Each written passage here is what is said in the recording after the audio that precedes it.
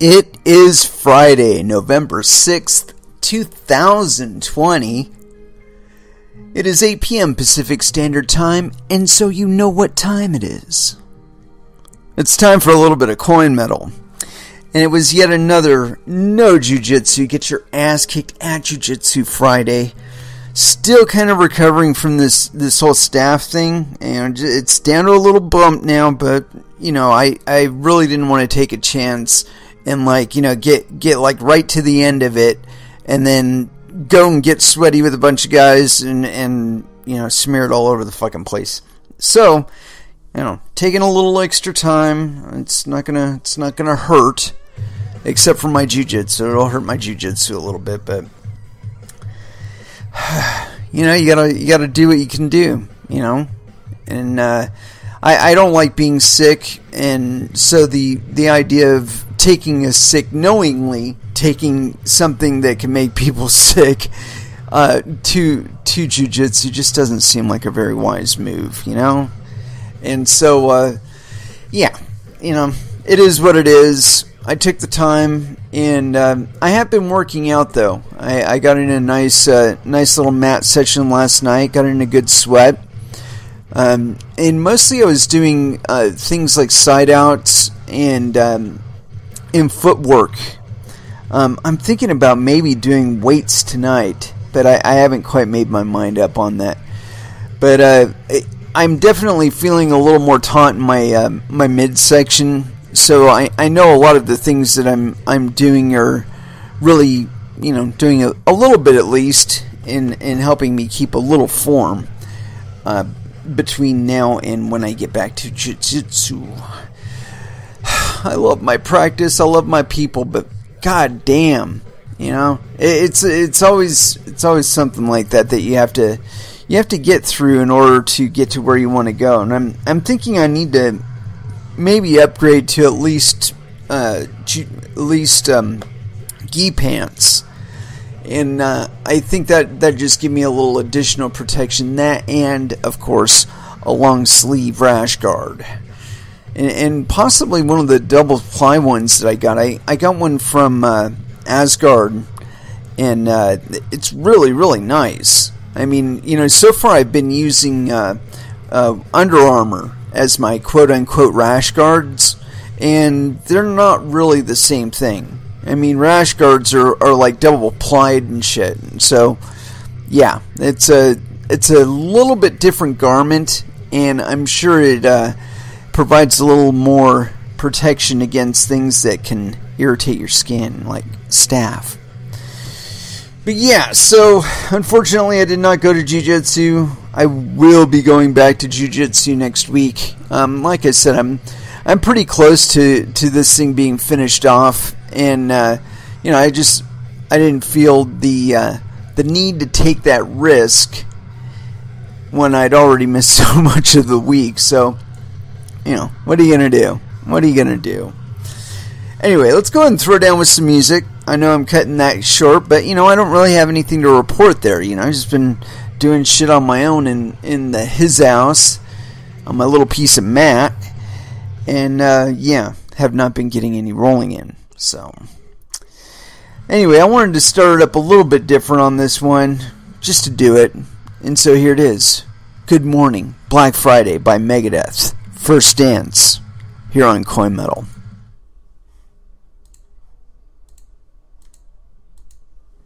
And that was Strapping Young Lad. And unfortunately, I have no idea what song that was, because, of course, there was no metadata on it, which I don't understand, but hey, whatever. You know, you'd think that as we're growing into the digital age, that things would become more clear and more concise and easier to record. But apparently that's not the case, as we keep running into issues with this latest election, and hopefully that'll be resolved in relatively short order. But we're still gonna have to wait until then.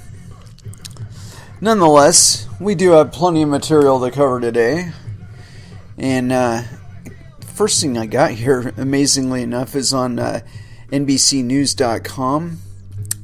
U.S. seizes over $1 billion in Bitcoin tied to Silk Road. I gotta wonder how they did that. This is by Reuters. It was authored on November 8th, 2020 at 11:11 a.m. PST. The U.S. Justice Department announced Thursday that it had seized over $1 billion worth of Bitcoin associated with the underground online marketplace Silk Road. The Justice Department said it was seeking the forfeiture of the cryptocurrency, which had been in the possession of an unnamed hacker who stole them from the, quote, notorious website.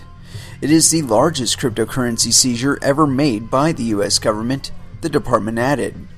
The government will now try to prove in court the items are subject to forfeiture. In the past, the government has later auctioned off forfeited currency. Silk Road was seized by the government in 2013, with officials describing the underground website as a massive illegal drug and money laundering marketplace. The website's accused creator, Russ Albrecht, was convicted in 2015 of 7 counts of enabling illegal drug sales via Bitcoin, which, to my knowledge, isn't actually a crime.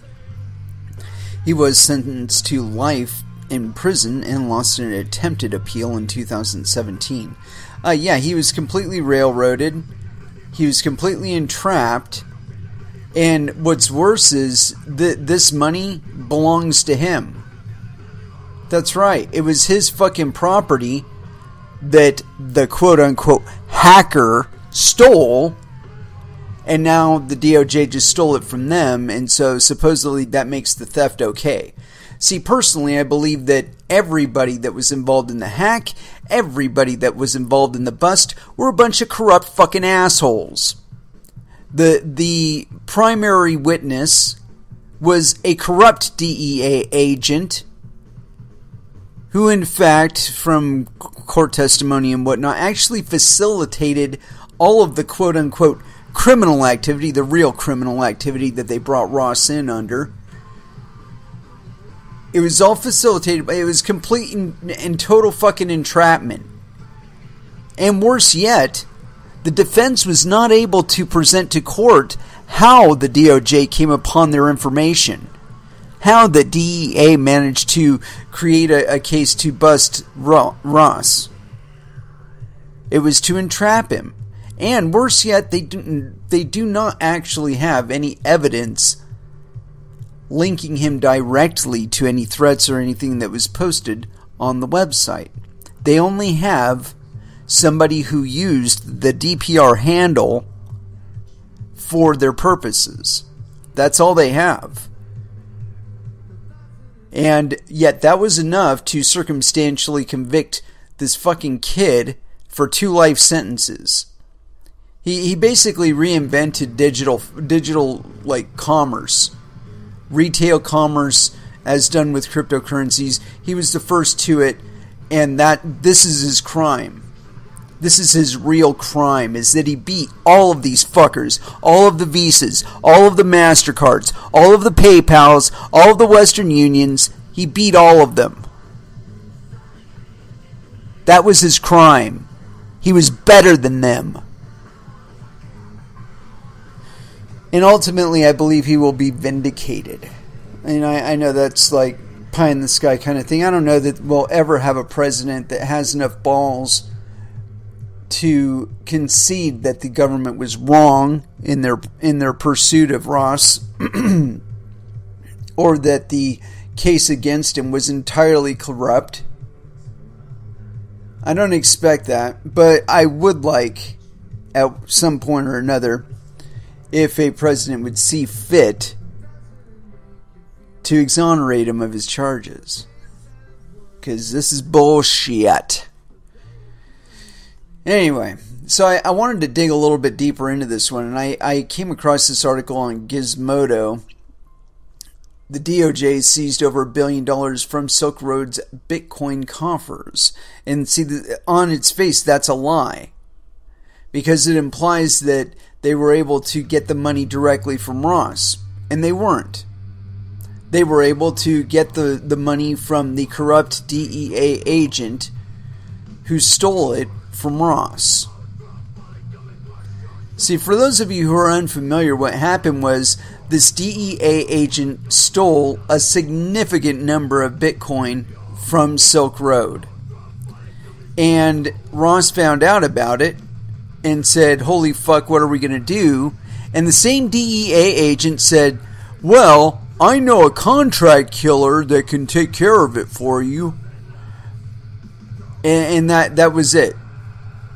And that was the entire fucking case against Ross. That was it. The corrupt DEA agent was using drugs the whole fucking time. Was buying drugs off of the Silk Road. Was stealing Bitcoin from Ross. And he got away with that. And as a matter of fact, he had 2 caches of wallets. And I'm not saying that this $1 billion wasn't from him too, but it probably was. Anyway, I don't think he was alone in his corrupt behavior either. But he had 2 wallets, 2 Bitcoin wallets that he had put stolen funds in. And the first one was they busted him trying to to get money out of that one and cash it. And so he goes to trial for that, and while he's on probation between actually I don't even think the trial was finished, he tried to access the second wallet, not knowing how they compromised his systems, and they busted him on that too. It's like, what the fuck? I mean, it shows it demonstrates the level of intelligence of this DEA agent. Okay, and to me it demonstrates that he wasn't the brains behind the mission, that there were in fact officials involved in it. And of course they will never be brought to account because, they did the good thing. They put an innovator behind bars for innovating. So hey, what the hell, right? Anyway, this is by John Biggs. It was authored today at 2:20 p.m. A $1 billion transaction that flowed out of a dormant Bitcoin wallet allegedly belonging to Silk Road founder Ross Ulbricht made waves in the crypto world this week, causing some to suspect the founder himself was making moves from prison. No such luck, however. The Department of Justice seizing the dark market's gains in a move akin to repossessing a mobster's very expensive yacht. The wallet, which was associated with the underground drug and weapons market called Silk Road, sat quiet since 2013. Accessible only with a private key, the money slowly gained in value, and as Bitcoin hit a high of $15,000 this week, it looks like the DOJ wants to cash out. Quote, the Silk Road was the most notorious online drug criminal marketplace of its day. United States Attorney David L. Anderson said in a statement, quote, the successful prosecution of Silk Road's founder in 2015 left open a $1 billion question: where did the money go? Today's forfeiture complaint answers this open question at least in part. $1 billion of these criminal proceeds are now in the United States possession. I would argue they've probably always been in the United States possession, and they just chose now to cash out. When Ulbricht went to jail in 2015, the IRS began analyzing inflows and outflows to wallets associated with the Silk Road. Like web addresses, wallets have unique IDs, and while they can't be traced to any one person, they can be analyzed for connections to known wallets. In this case, the $1 billion came from a hacker called Individual X, in a DOJ press release, who had broken into the Silk Road servers and stolen Bitcoin from the site. Individually, X allegedly turned the funds over to the DOJ. Yeah, that's bullshit. Quote, at the time it was taken down in 2013, Silk Road had nearly 13,000 listings for controlled substances and many more listings offering illegal services, such as computer hacking and murder for hire, which generated sales revenue totaling over 9.5 million bitcoins and commissions from those sales totaling over 600,000 bitcoin, wrote the DOJ. Quote, criminal proceeds should not remain in the hands of thieves. Yeah, you're right. They should go back to Ross. Though CI's expertise in the following money were unable to track down the illicit funds, said IRS CI Special Agent in Charge, Kelly R. Jackson. We were able to. Yeah. The BTC is now U.S. property. Looks like Ulbricht, a bold libertarian, finally paid his taxes. Yeah, fuck you, John. You're a fucking dick. He didn't pay his taxes. They finally stole his fucking money. Actually, they didn't finally steal his money. They stole his money in 2013, and they waited until now to convert it. If they did that, they probably just fucking put it in their own wallet. But yeah, it's a bunch of fucking bullshit, really. I thought there was more to this, but apparently it's just the DOJ bragging over the stolen coins that they had stolen. And I do consider them the thieves. The DEA, the thieves. And of course, because I view taxation as theft, IRS, the thieves. Yeah. But anyway, I got this next thing up. It's on Coindesk.com. Money Reimagined. Crypto-informed ideas for the future of government. These fucking people are still talking like kindergarten. Anyway, this is authored on November 6, 2020 at 1648 UTC. And this is by Michael Casey, so yes, penis. The good news is America is not in the midst of a full-blown civil war. Not yet, at least. But, however you feel about Joe Biden's apparent victory, no, he didn't win shit. Not yet. And actually, I don't believe he won anything. In the most difficult presidential election in living memory, you'd be foolish to believe all is well in this country. 4 years after Donald Trump rode a wave of white suburban discontent to a shock victory, and with the echoes of this year's Black Lives Matter's protests still resonating, the vitriol and conspiracy theories generated by a starkly divided vote suggest trust in the U.S. system of government is cratering. No, it's not the trust in the system of government. It's the trust in the people that are currently running it. Why? Well, as a starting point, the American dream has been decimated by the disruptive forces of globalization and digitization. Huge swaths of society, many concentrated in the so-called Rust Belt of the Midwest, no longer believe the future will be brighter for them or their children. That stirs up the same old 20th century ideological arguments for getting the dream back. The left wants to tax the rich and widen the safety net for the middle class, while the right says that's socialism and it will halt job creation. It's absolutely correct too. But there's a more fundamental problem here. Governance itself is broken. No, that's not true. Too many people feel they have no agency because it's been taxed away from them by regulations. Their voices aren't heard. They have no means to shape the policies because they are intrinsically and systematically discriminated against, especially if they want to do anything new, like Ross Ulbricht, that are dictated by vested interests. Yes, Big Pharma hates Ross Ulbricht. We need a system designed for a globalized economy and an internet-connected society. No, we don't. One that favors transparency, accountability, and efficiency. Okay. And which mitigates the influence of hidden vested interest money. What the... Dude, I don't think you understand economics. We need to address the principal agent problem. Oh gosh. We're going to have to check into that one. This column is most definitely not going to say blockchain fixes this, but it will draw on a guiding CoinDesk maxim one coined by the executive editor Mark Hochstein. Blockchain doesn't have all the answers, but it asks the right questions. No, it doesn't. It just records shit. Applying the lens of decentralization and programmable contracts to a big societal issue can help expose where current thinking is wrong.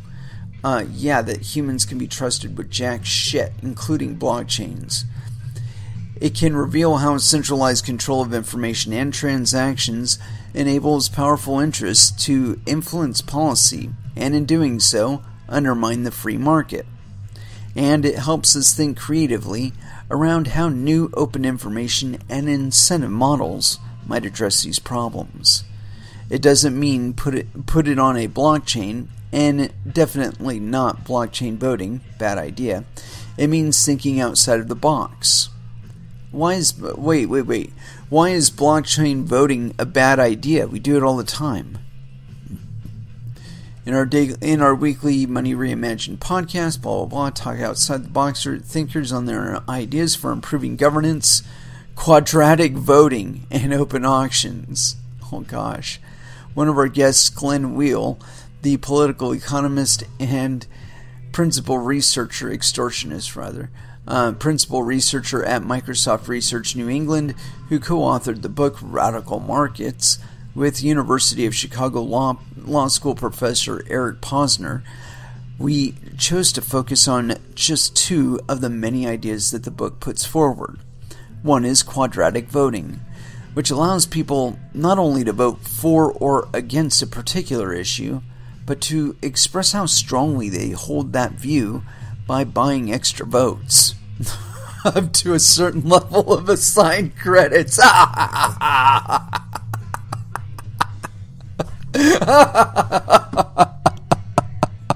Get better votes by paying for them.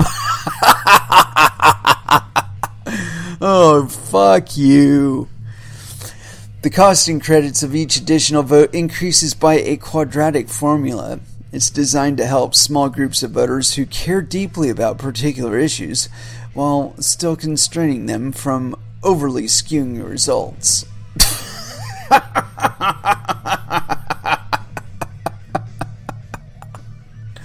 These fucking people are high.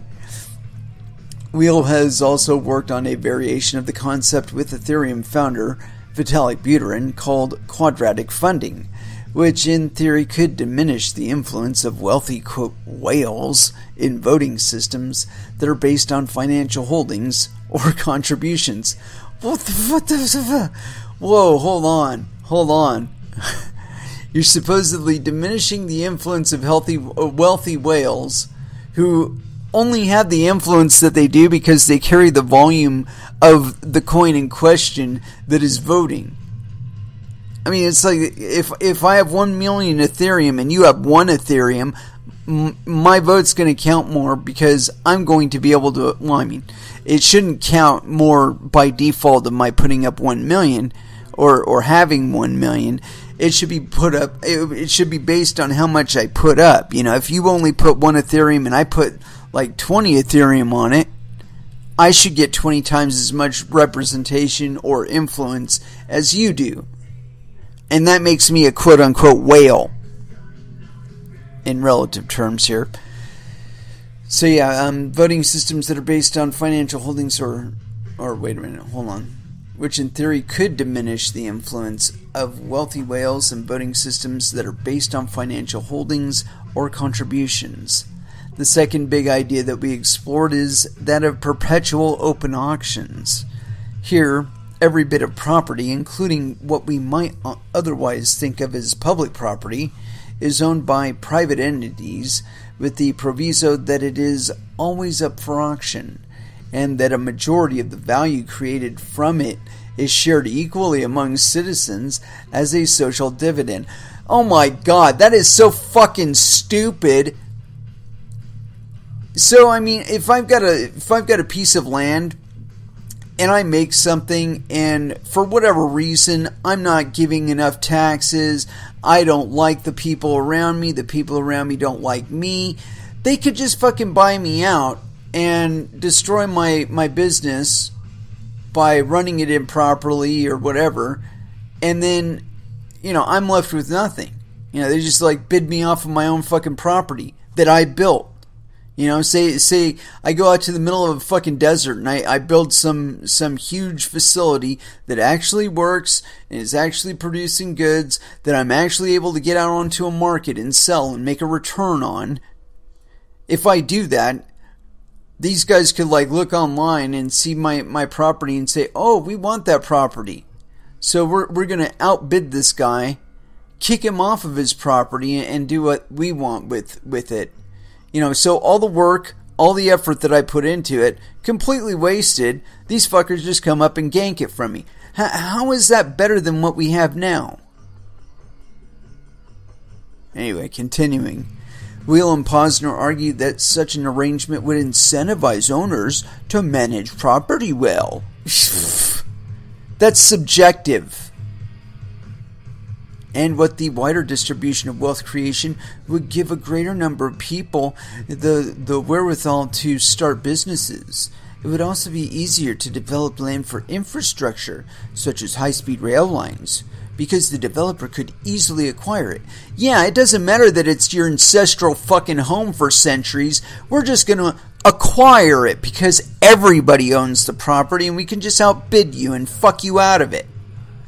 We don't care about your legacy. We don't care about all the fucking cemeteries of all your relatives that are buried there. No, we're going to mow right through it, and we're going to lay in our high-speed rail line because that's what we want, and fuck you and what you want and your fucking property. It's our property now. Fuck you. These people are fucking sick. Need to be shot.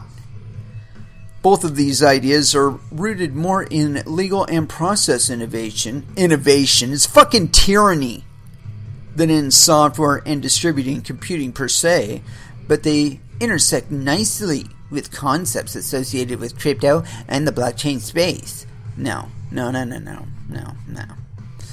One is the potential for self-sovereign identity models that prevent people from gaming quadratic voting. Another is the potential enhancements for smart contracts. And hold on a moment. If the quadratic voting, if I've got a lot of money, I could shift around my vote however I want with your quadratic voting, and I'm always going to be able to outvote everybody else who has less money than me, including your self-sovereign identity models. Fuck you. If I got one ID and I can get 20 votes on that one ID, what does it fucking matter if I only have one identification? Continuing on. Another is the potential enhancements that smart contracts, non-fungible token-based property, and decentralized finance concepts such as automated market making might bring to open auctions. Can you imagine living in that level of terror that at any moment somebody could buy your fucking house right out from under you because it's constantly being bid on? What motivation would you have to build anything? Anything. I don't see it. I don't see the motivation to do anything. Not plant a fucking crop, not build a house, not invent anything. Somebody could just come up and snake your foundations right out from under you. Fuck that. So, continuing on. Also, quadratic funding might fix free rider problems in blockchain projects, Buterin believes. He definitely wants to eliminate that. Heaven forbid somebody should use a whole bunch of metadata that they can freely acquire and make something productive with it. Continuing on. Smart taxation, which is what it's really all about. Our other guest was Jeff Saviano, the global head of tax innovation at EY. He is a member of the Prosperity Collaborative, within which organizations such as the World Bank, MIT's Media Labs Connection Services Lab, Sciences Lab, and the New America Foundation. We had to look into who they are. New America Foundation. Let's throw that in here real quick. Oh, the first thing is Jobs. The second thing says Soros.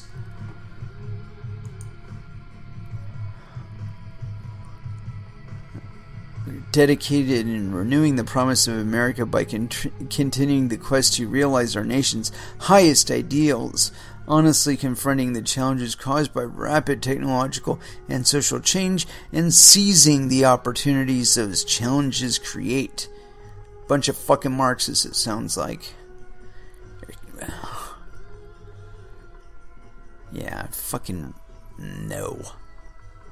Anyway, let me get back to this, see if I can find it.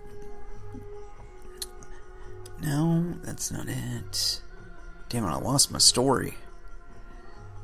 That's what I get for diving too deep. Oh, here we go. Are working with governments to improve transparency and efficiency in the collection and distribution of taxes. Got to make sure white people aren't getting anything.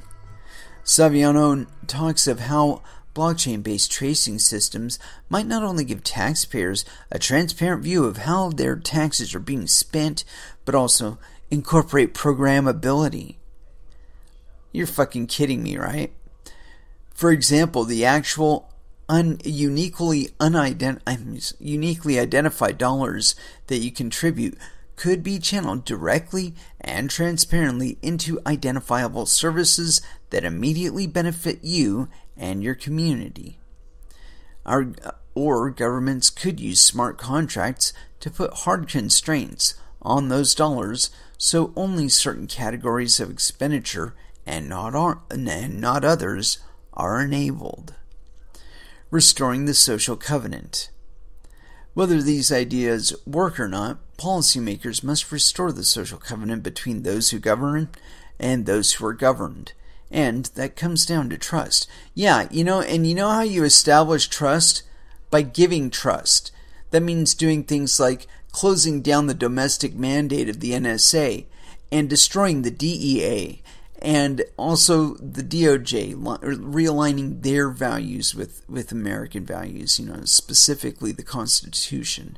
The FBI, quit doing spying on us. Quit allowing shit. Quit asking for shit like mass spying programs like the Patriot Act. Repeal that shit. That's how you get your fucking trust back. But when you're spying on me with every fucking digital device that I purchase, that kind of makes me not trust you. Because what are you doing that you're so worried that I might be trying to do something to prevent it? Maybe you're doing something really bad. Like, I don't know, maybe committing genocide somewhere. And I don't want to fund that. And I want to organize my friends to stop the funding that's going to that. But of course that won't be possible even with these wonderful little governing things that you're developing, because you could just pick me off. You just, track me on my fucking cell phone, find out exactly where I am, drop a laser from space and vaporize my ass right on spot. Anyway, continuing on. As this has been seen in countless failed states, a vicious self-fulfilling cycle can arise. People avoid paying taxes so as not to feed the kleptocracy, which starves the state of the resources it needs, encouraging more corruption and theft by police and other employees of the state. No, that's not what it does. What it does is it causes the legislators to start trying to dream up new ways to steal money from us to cover their protection racket that they've developed in the police into. Continuing on. The end game in all that is a collapse in the most important expression of the state's relationship with its people, its currency. Now that started with fucking TARP, dude. You can't blame that shit on us. The hyperinflation seen in Latin American countries such as Argentina, Brazil, and Venezuela can be thought of as a manifestation of the collapse in the social covenant. It's worrying to think that similar breakdowns might be underway in Western nations, including the U.S. While there are currently no big inflation risks in the benchmark consumer price index, these kinds of concerns underpin this month's sharp rally in Bitcoin, which burst through $15,000 on Thursday. Oh gosh, he said something that fucking made sense. Buying Bitcoin is one way for people to protect themselves from future governance failures, but it's more important that we find solutions to prevent those failures. Good luck with that. It's called being human. We make mistakes, but we gotta be able to go back and erase the things that caused the fucking mistakes to happen to begin with. Continuing on. Did prediction markets fail their big test? Around 9 p.m. Eastern Time during the early voting phase of the U.S. election on Tuesday evening, the value of the Trump futures contract on FTX crypto derivatives exchange dramatically surged higher. As you can see in the chart below, a 5-day snapshot on Thursday morning from the FTX website, the value of the contract doubled from 40 cents to 80 cents at that time. FTX was then assigning an 80% probability to President Trump winning the election. Early Thursday morning, an even more dramatic change happened. The contract's value plunged all the way down to 12 cents, which is more or less where it stayed. There is an easy explanation for this relatively short-lived spike. Early results on Tuesday showed some strong numbers for President Trump, especially in the vital battleground states of Michigan, Washington, and Pennsylvania, where they've been cheating ever since, and there has not yet been any data on this shift that would later go toward Joe Biden once early voting and mail-in ballots were counted. Suddenly, expectations had changed from what the FTX market and other prediction markets, such as Predictit, had been saying in those days beforehand when Biden was forecast to win. All through the week, politicos had been warning about the, quote, red mirage effect, where the early count would favor Trump because more of his voters were expected to vote on Election Day, whereas Biden vote would skew toward early or mail-in votes, which were to be counted later. We were repeatedly told to be patient and that we were in it for the long haul.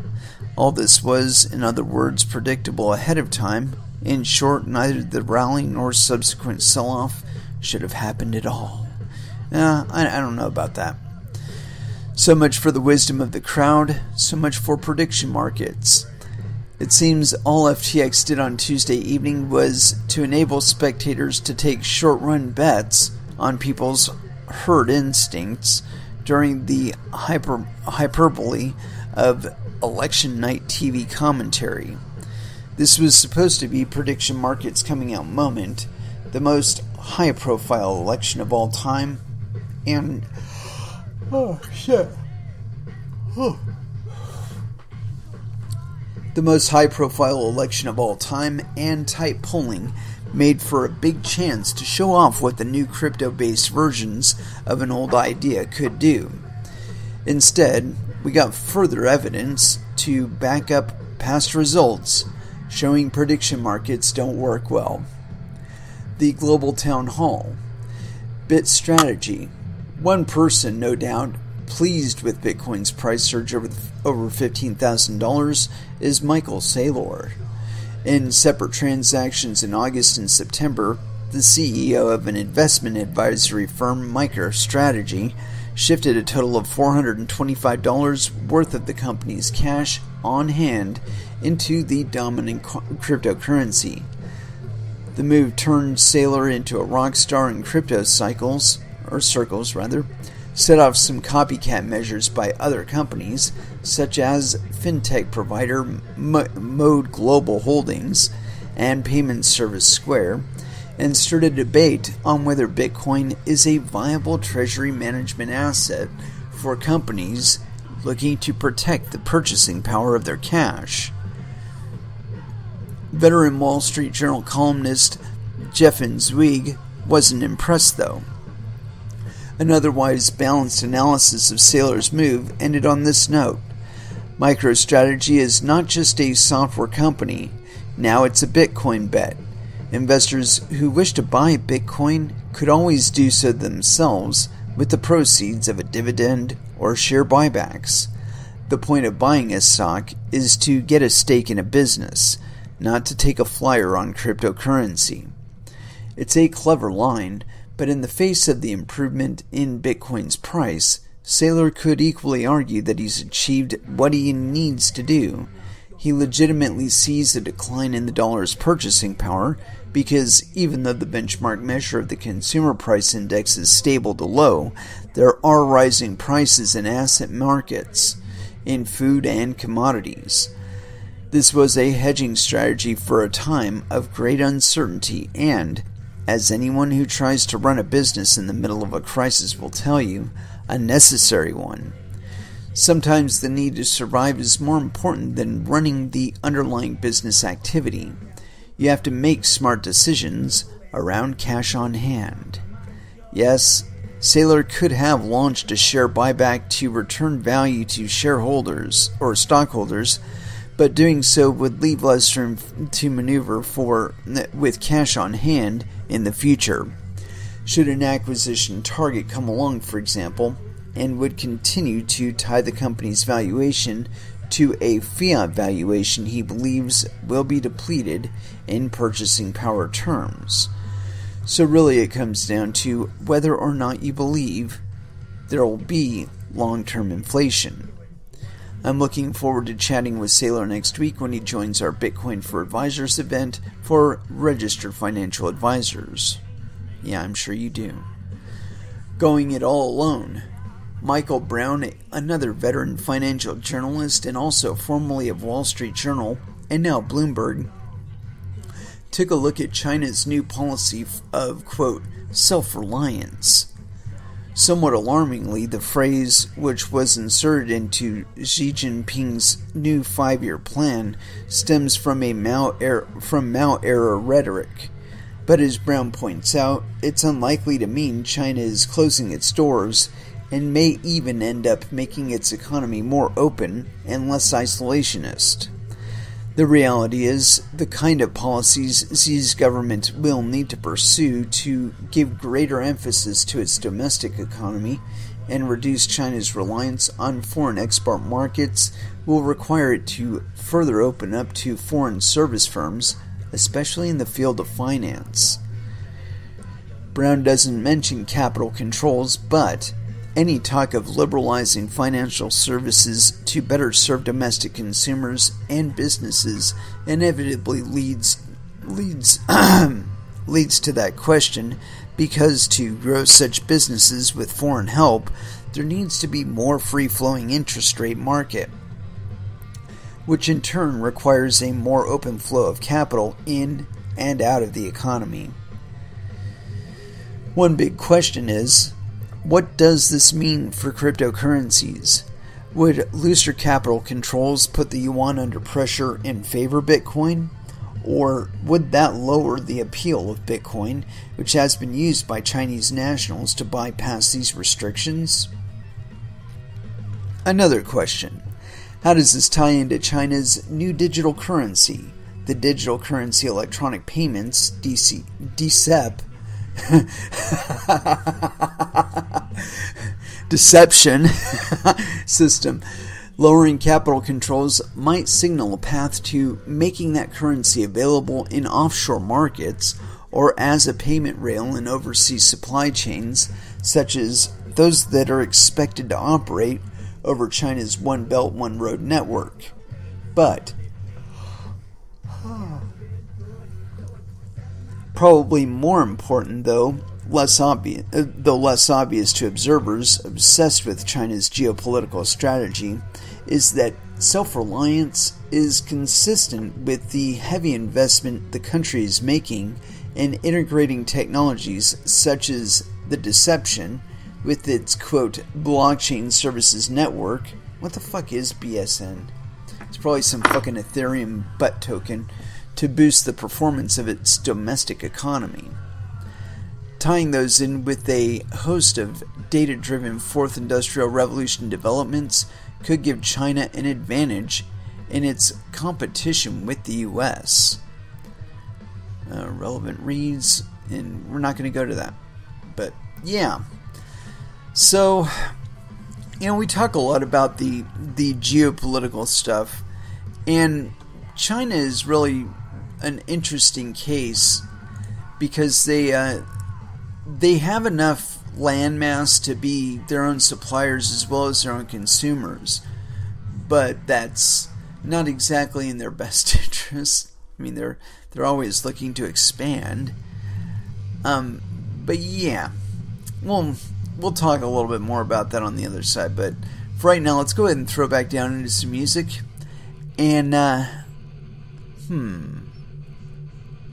let's see, where should we go? Let's try this one here, Protomech by Fear Factory, here on Coin Metal.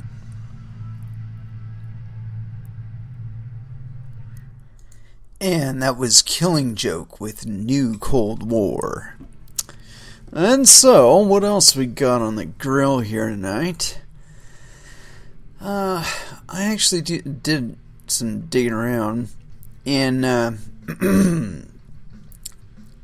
where is it? No. Darn it. You know, I what happens is I keep clicking on one story and then clicking from it, and so I build up a series of tabs like in amongst other tabs that I already had open. So it's like, okay, where the fuck did it go? Alright. No, that wasn't it. No.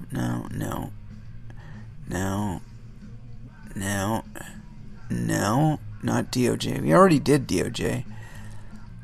Not that. Yeah, here it is.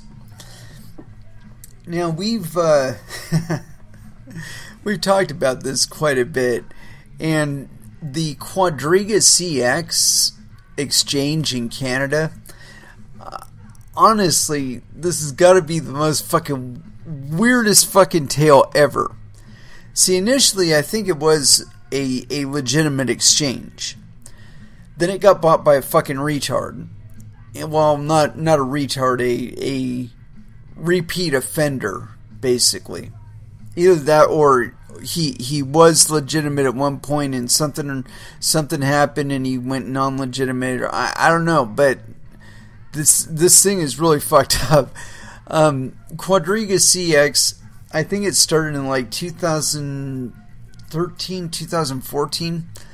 And like I said, it bumbled around I think at one point it had over 1 million users, and then it just kind of fell out of favor, and for whatever reason it dipped down. And so, like, I guess there was some sort of enforcement action or whatever being held against them, and their quote unquote CEO, big guy in charge. Basically, the entire exchange was like maybe 5 or 6 people, and the primary guy that had the master keys for the wallets, the cold wallets that were associated with it, he dies supposedly in I think it was like Somalia or someplace like that. And previous to that, though, he was an identity thief. He did time for identity theft. And so, actually I think it was in Egypt. And for some stupid reason, I'd read this as like a rumor or something, that Egypt is well known for being easy to fake your death in. And so, he's an identity thief. He's got access to millions of dollars, and he is in a place, or supposedly dies in a place, that it's easy to steal somebody's identity, become somebody else, and report yourself as dead legally. And so, let's get into this thing. Quadriga CX trustee Ernst & Young unable to pay $171 million in claims. And this is by Tracy Mitchell. And let me get a click on this so I see if I can get a bigger picture. Yes. Penis. Get back there. And this is authored approximately 8 hours ago. According to EY's filing, the company is planning to convert all recovered assets into Canadian dollars. It is also going to allocate funds to Quadriga's customers depending on cryptocurrency prices from 2019.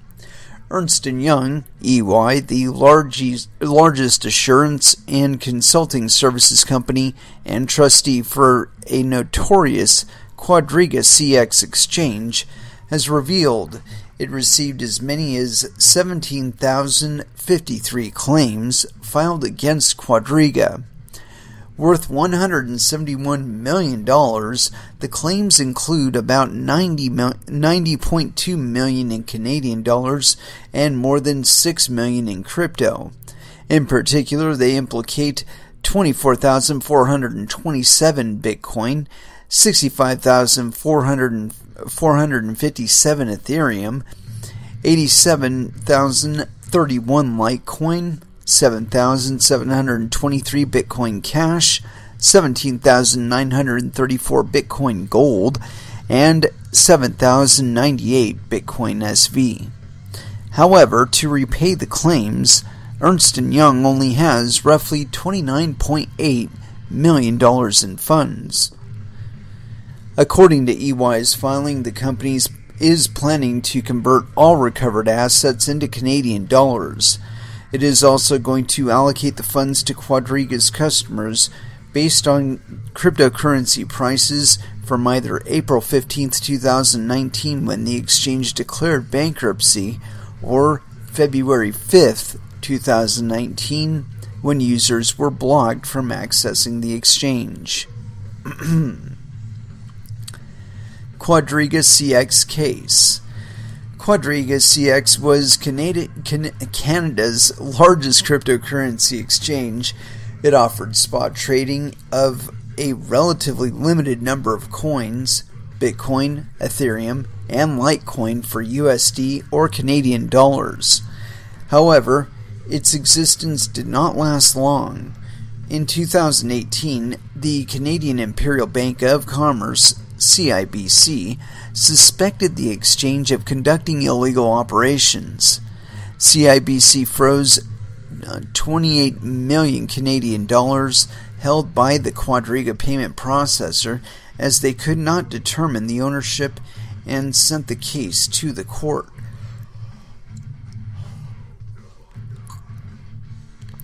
Later, it turned out that Quadriga did not have a bank account and a formal accounting system. Instead, it used third-party payment processors. Besides, it was found out that Quadriga CX founder Gerald Cotton was obsessed with security issues. He conducted all the financial operations himself and held the password to offline cold wallets. After his sudden death in December 2018, the exchange lost access to them and went defunct by closing all of its operations. Since then, the exchange has been in big trouble to fetch out these funds and return all investments to investors. In 2019, Quadriga CX ceased operations and declared bankruptcy with $215.7 million Canadian dollars in liabilities and about 28 million Canadian dollars in assets. At the time, the exchange had about 115,000 users.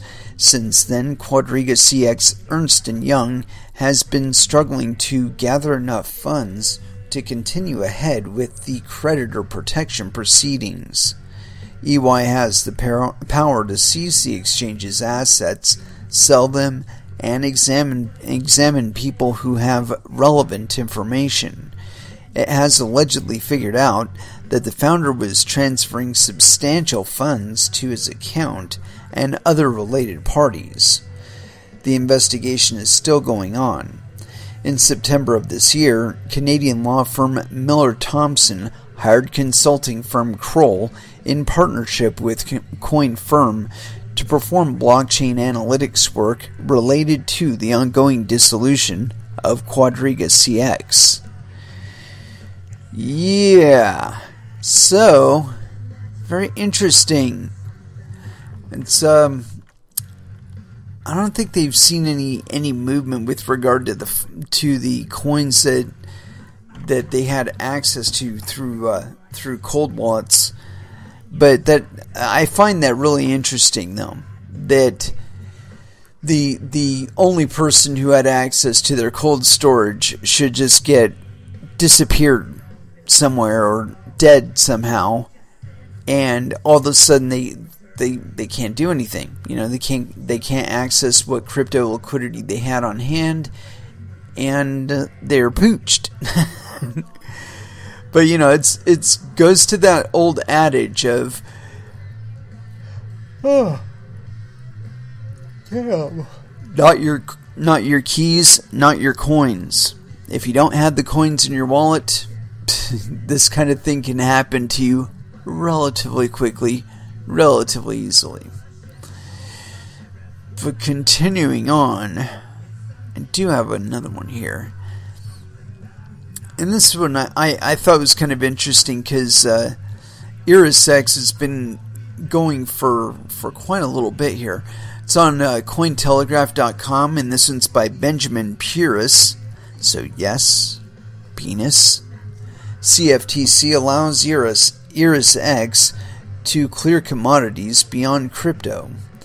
A recent license amendment from the CFTC greenlit ErisX's expansion into trading product offerings on other commodities. The Commodity Futures Trading Commission, or CFTC, recently approved a license modification for ErisX's clearinghouse. The license amendment allows ErisX freedom to offer more trading products.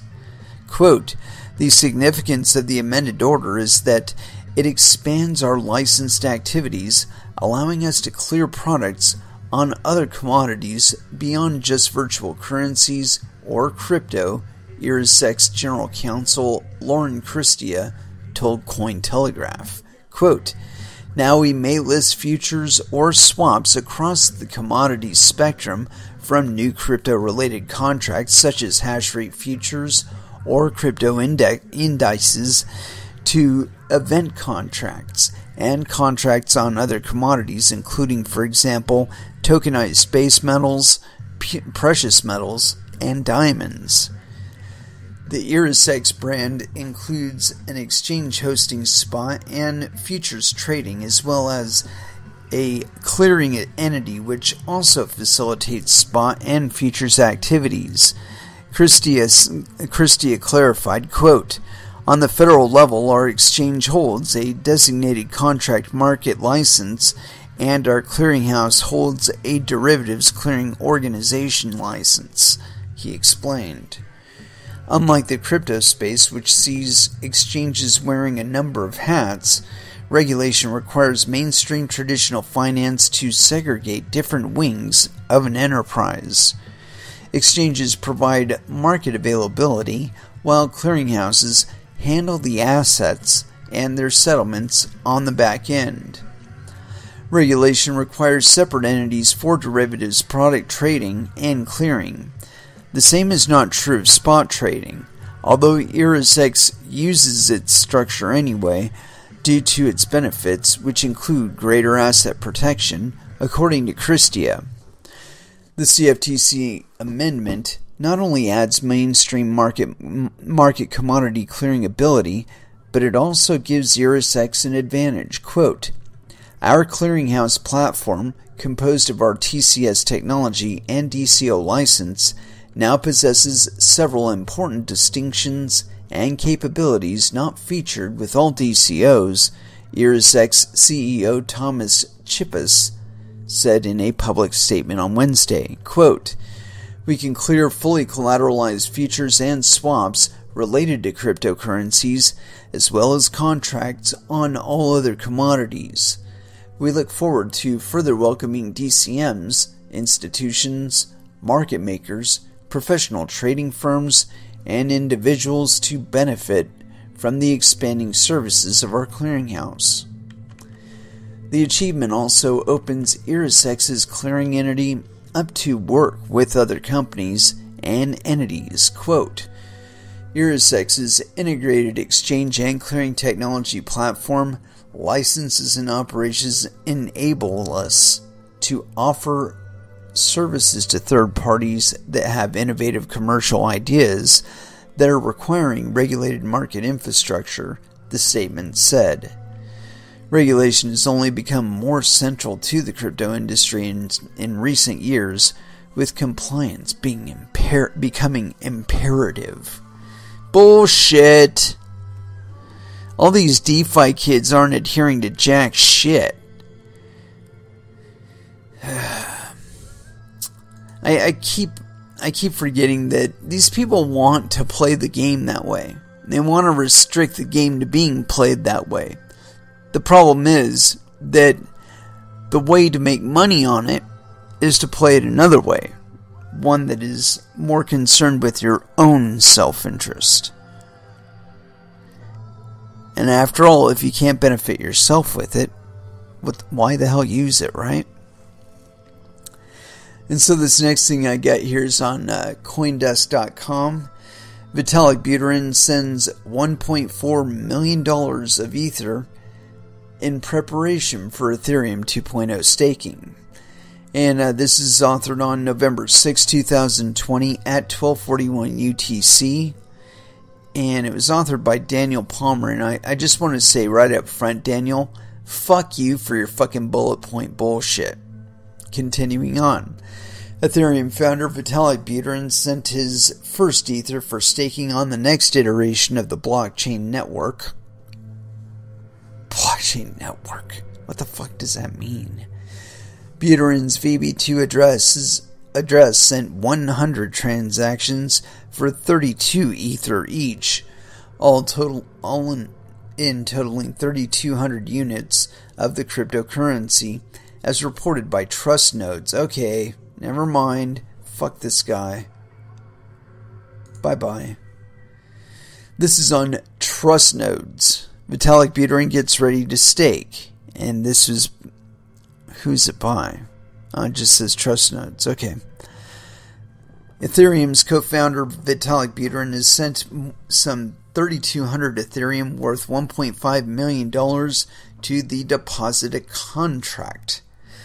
This means that he will be one of the first stakers to validate on the new Ethereum 2.0 proof-of-stake blockchain, expected to launch on or around December the 1st. So far, 37,000 Ethereum is ready to stake out of the 524,000 Ethereum needed prior to December 1st for the Genesis block to launch. Meaning that we're not quite at 10% yet, with Buterin presumably trying to increase confidence, but this 3,200 Ethereum is around 1% of his Ethereum holdings. The Ethereum Foundation is expected to stake out as well, but it's not clear they would join so early, as there are risks in regard to potential non-finality during the early days of the new blockchain. In addition to Ethereum itself would be locked for probably at least 2 years. In addition, the Ethereum itself would be locked for probably at least 2 years, making this a time-based savings account, but with no exceptions in regards to urgent need. So you can't just automatically withdraw it. You can't press a button and withdraw it like you would out of your bank account. Continuing on. So, concerns have been raised whether this minimum of 500,000 Ethereum would be met, but it's difficult to see any way it won't be met. Well, I could see how there would be no way it would be met. Anyway, continuing. If this minimum is not met by December the 1st, then it is contentious. The Genesis block launches 7 days after the minimum level is met, whenever that may be. It's too early to say whether it will be 7 days before December 1st, but we think it likely to because 21% yearly interest in Ethereum is a fairly big incentive. Maybe. However, Ethereum's price is rising, and this locking up takes it out of the market, raising complex calculations to bear and bull cycles over a period of at least 2 years, but technically currently over an unknown period. So, it is a risky endeavor, especially as a pioneer staker, but there are plenty of projects that hold Ethereum and plenty of individuals for whom 32 Ethereum is 10% of their assets. 32 Ethereum is currently worth $14,000, quite a bit more than the circa $3,000 at the beginning of the year, with the big question being how much it will be worth in 2 years. As far as whether there will be a December launch, however, the minimum will probably be met, but just the minimum for at least 2 to 3 weeks after launch, with January through February, and then bringing more clarity and thus perhaps the real opportunity to see just how staking and other factors interrelate. I don't really think that they're going to get 500,000 Ethereum tied up in this thing, and specifically because Ethereum is like clawing for the sky at the moment. Now, maybe if it were to take a significant dump, like say if it dumped to around like $180, then I could see maybe people tying up $4,000 in Ethereum or whatever to support this kind of thing. But at the moment, 32 Ethereum is not cheap. It's a decent chunk of change. So, yeah. Anyway, let's go ahead and throw back down with some music. And as far as where to go, feeling the need for it. Motorhead, Ace of Spades, here on Coin Metal.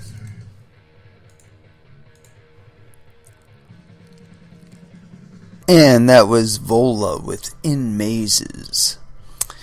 And it is with that I'd like to close out this episode. Thank you very much for listening.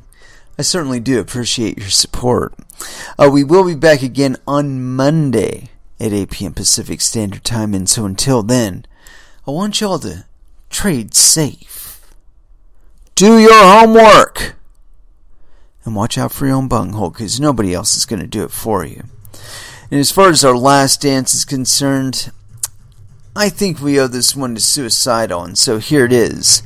Send me your money. Last dance, here on Coin Metal. Thank you again for listening, and y'all have an excellent weekend. Good night.